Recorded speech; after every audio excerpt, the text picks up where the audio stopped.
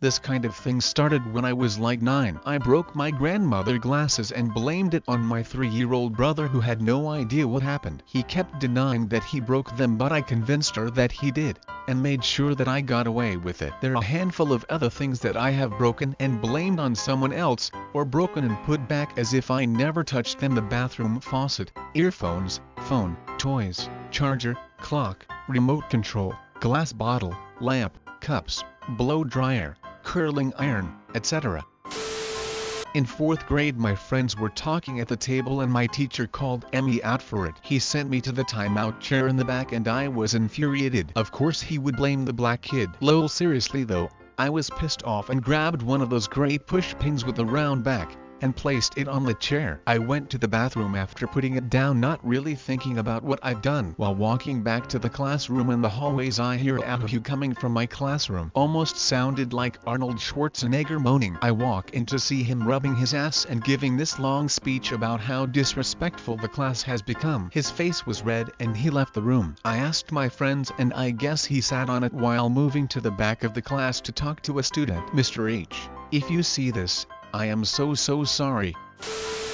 Well, actually it hit her in the glasses. Let me give some detail. It was group reading time where the teacher read to the class. We were all sitting cross-legged on the floor in front of her, while she sat on a stool. In the middle of reading, I happened to shift my gaze to the floor. I spotted a tiny pebble and decided it would be fun to flick it and see what happened. I didn't aim it anywhere specific. In fact, I didn't anticipate it hitting anybody, let alone the teacher. I watched as it pinched the center of her right eyeglass lens. She immediately was furious. However, she had no idea who did it. She immediately demanded whoever did it step forth and apologize, lest there be consequences for all. Of course, I didn't speak. I knew I had gotten away with it. For the most part, we all were instructed to lay our heads down silently for quite some time until some kids at my table convinced a well-known troublemaker to apologize to her, despite his protests that he didn't. I can't remember if he was punished any further than that, but I do remember feeling bad for him. Not bad enough to tell the truth,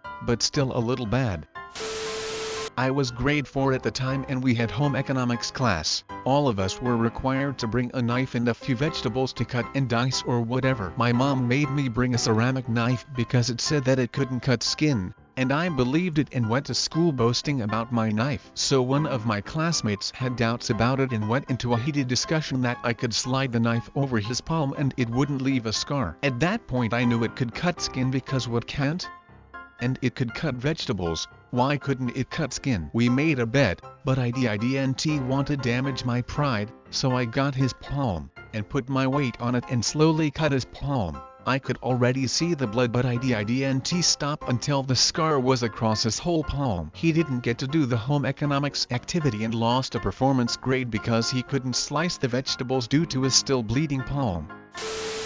I was 10 or 11 years old and I remember that at that point, I hated boys because they had bullied and belittled me for years. We were all made to practice ballroom dancing in a circle where the boys stood in the inner circle and the girls on the outer circle. We would move around so that everyone would switch and take a turn with everyone. I would pinch the boys' hands as hard as I could when we first switched each time. A lot of them were shocked but didn't do anything. Some didn't react at all, and some would pinch me back. A couple told the teacher and I got in trouble. I remember being shocked when they pinched back. I guess thought that they WOULDN because I a girl. I remember for years afterwards I would feel so horrible. I cried myself to sleep every night and was genuinely contemplating trying to contact all of them and apologize somehow. It was really immature and nasty of me. I'm surprised that I managed to eventually move on and stop thinking about it so much, though. About 20 years ago I used to take shopping lists for people at my high school. Most of it was makeup that the girls weren't allowed to have parents WOULDN take them. Some of it was booze, which was shockingly easy to take, games, movies, etc. I would charge based on complexity of the item I had to take. Makeup and pocket items were cheap.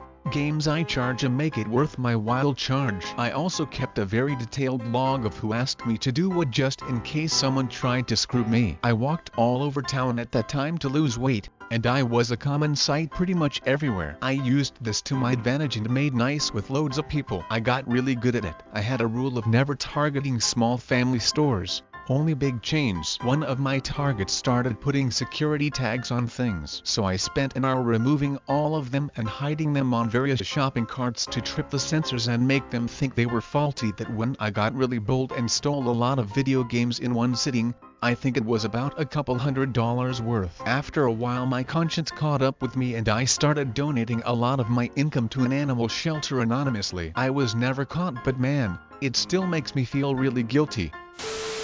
Make sure to subscribe, and leave a like and comment down below if you watched this whole video.